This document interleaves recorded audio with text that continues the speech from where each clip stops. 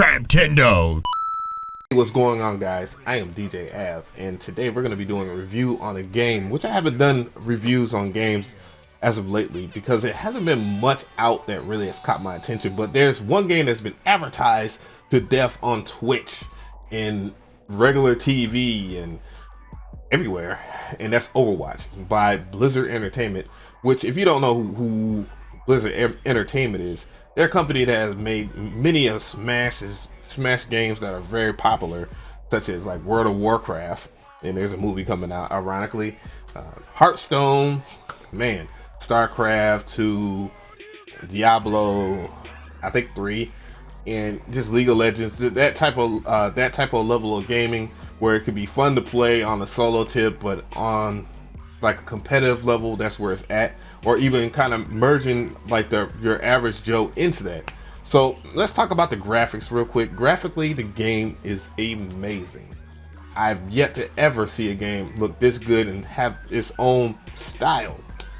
And as a first-person shooter, and it's their first time going at this particular genre, it's kind of terrifying and sad that, you know, there's many companies that have been around for a while, Activision, and, you know, and they just hash out these reskins of the game and, you know, slightly improve stuff and all that, and, you know, what it be. But you get 21 characters, and all 21 characters graphically look amazing, that really fit the bill, that will appeal to you. You know, once again, 21 characters is a lot for the $60 version on PC, which that's the platform I'm playing it on. You know, I was quite amazed by that. I'm playing it on a Asus ROG G56 JKEV, and 60 frames per second is a thing. Like, it works. It really works. Even when you go online, you barely ever see the frame drops, if there's any at all. And I'm just running on medium. I'm not even running on this highest settings right at that level now. I don't even think it's needed because graphically it is astonishing. The maps, I mean, gorgeous. They're not too big, they're not too small, they're just right. And they fit the decor of the game, which I'm going to talk about the game itself, and that's the gameplay itself. It's a team-based FPS. Thank goodness. So you can't be a Johnny Tryhard and go and get kills and a whole bunch of kills and expect to be on top of the leaderboards and everybody worshiping you. Everybody has to play their part. You know, you have support, you have tank characters, you have straight up attack characters, snipers, you know, and if you are like the type of people, and if you do click up on the team and everybody's running snipers, you know, it's quite possible, but, you know, it's not going to be as effective if everybody kind of plays their role in the cast. So I highly recommend that you click up, because gameplay wise, it could be extremely difficult for you to deal with some of the pressure that you get from playing this game if you're playing as a team that really knows what they're doing and really respects how the game is supposed to be played. And that is a huge factor in the fun factor, because, man, I tell you, I found the perfect group today, and we're really going at it. I mean, when we lose, it is so close. It is so close. And that's another thing in part of the gameplay. It's not like somebody can smash. You don't have to worry about kill streaks or anything like that. They don't play a significant role as in playing to the objective. Everything is objective.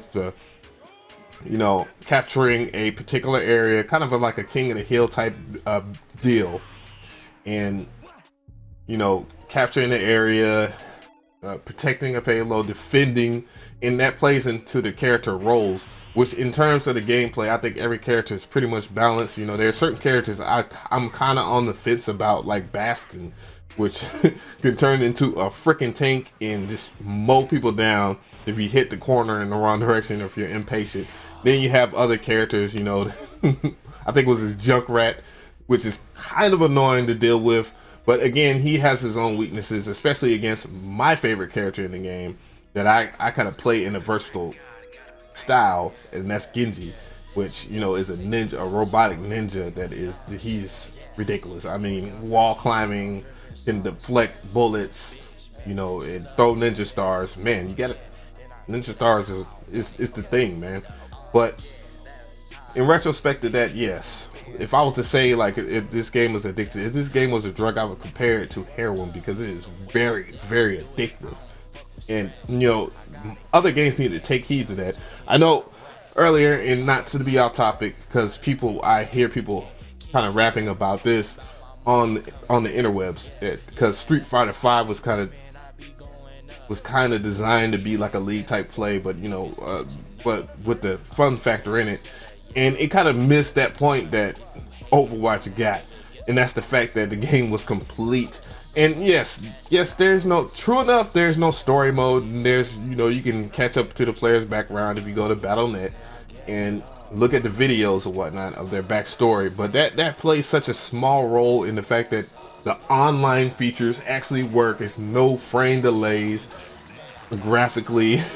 Yeah, like it's uncomparable already because it's an FPS versus a fighting game. But if we're gonna talk about the core stuff that you have to do to appease the crowd, and many of stuff too, because you get loot boxes as well, you know, that's a thing where you get to collect stuff.